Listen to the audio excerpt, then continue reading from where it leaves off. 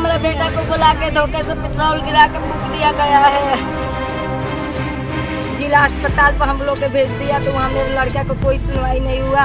Gate बंद कर दिया है लोग, हाथापाई कर दिए हैं लोग, हम लोग को भगा रहे हैं। मोबाइल भी छीना गया था।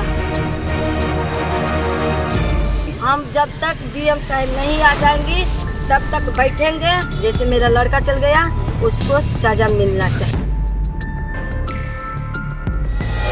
उत्तर प्रदेश के जिला बलिया में दिल को दहला देने वाला मामला सामने आया है। यहाँ एक युवक की प्रेम प्रसंग में हत्या कर दी गई। युवक की हत्या के बाद उसकी मां अपने बेटे की तस्वीर लेकर परिजनों संग दर भटकने को मजबूर हो गई है।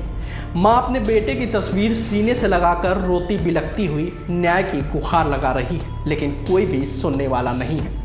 वहीं मृतक युवक की मां जब परिजन संग डीएम से न्याय की गुहार लगाने गई तो वहां पर परिजनों संग अभद्रता की गई। एक महिला का मोबाइल छीन लिया और मारपीट भी की गई।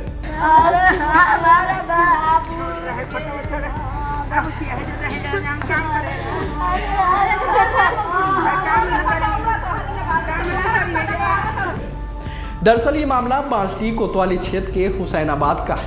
यहाँ 19 साल का राजकुमार तिवारी अपनी दादी लाहासू, पिता उमेश तिवारी, मां छोटा भाई धर्मेंद्र और बहन नेहा के साथ रहता था।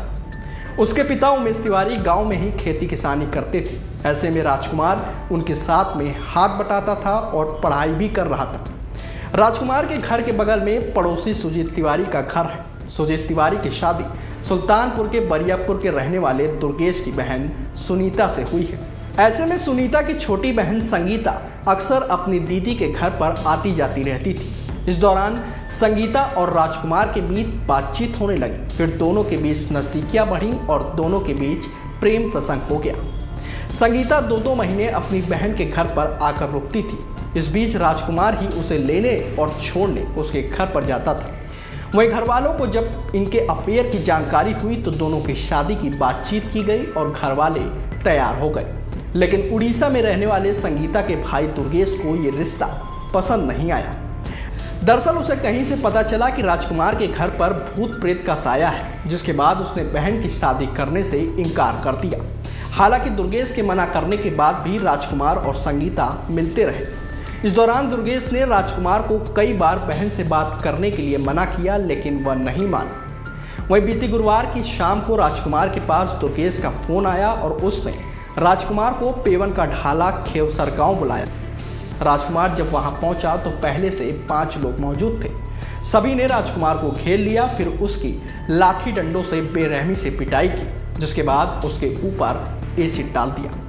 ऐसे में राजकुमार बचने के लिए जब भागा तो एसिड उसके चेहरे के बजाय हाथ और पीठ पर गिर गया और वह बुरी तरह झुलस गया।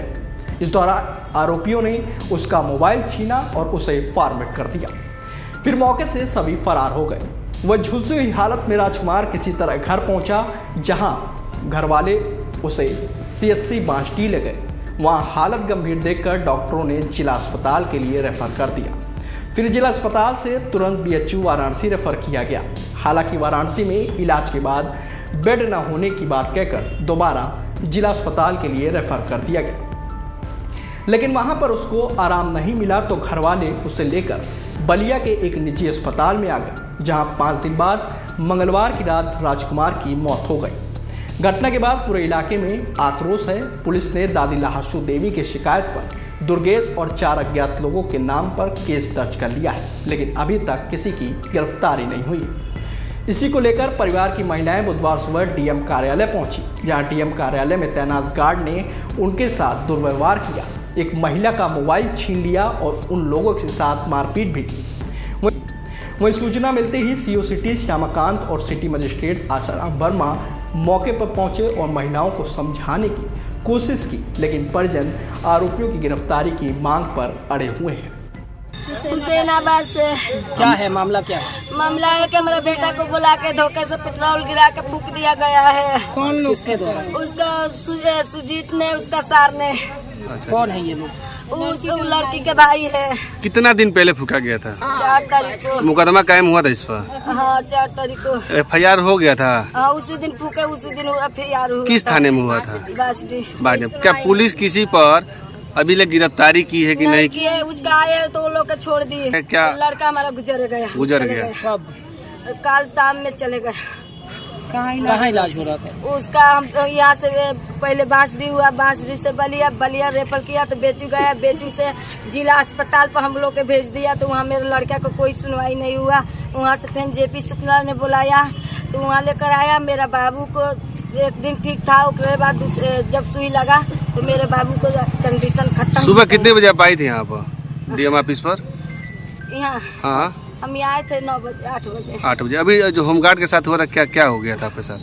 वो गेट बंद कर दिए हैं लोग, हाथापाई कर दिए हैं लोग, हम लोग को भगा रहे हैं लोग। अच्छा। अभी कौन कौन आपसे? मोबाइल भी तोड़ा गया था क्या? छीना गया था क्या? मोबाइल भी छीना गया था। अच्छा। अभी कौन कौन आपसे पूछने आया, क्या प्रकरण है? कोई आपके आश्वासन मिला, क्या मिला? आगे आप लोग की क्या हमारा अभी तक केहू ना आइला। कोई नहीं? कोई नहीं, पुलिस मौके पे मौजूद है।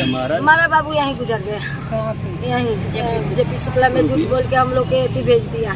वहाँ पे मऊ गया, गाड़ी में चेक किया तो कह दिया कि लड़का नहीं है, लेकर जाओ। तभी आप लोग क्या करेंगे? क्या क्यों बैठी है? कोई आश्वासन नहीं मिला आप लोग? हम वो नहीं पकड़ाए हैं लोग, इसीलिए हम लोग यहाँ पर बैठे हैं। यहाँ कब तक आप लोग बैठेंगी? हम जब तक डीएम साहब नहीं आ जाएंगे तब तक बैठेंगे, आएंगे तो उससे भेंट करके तब जाएंगे। सीओ साहब भी आए हुए हैं यहाँ पे, सिटी मजिस्ट्रेट साहब भी आए हुए हैं। क्या आश्वासन दिया गया है इन दोनों अधिकारियों के द्वारा? हम उसी के खोज रहे हैं। हम वो लोग के चाहते हैं फांसी के फंदा। जैसे मेरा लड़का चल गया उसको सजा मिलना चाहिए। किसी की गिरफ्तारी अभी तक नहीं हुई है? नहीं हुई। जो आपने तहरीर दिया था उसमें कितने लोग थे नामजद और कितने अज्ञात थे?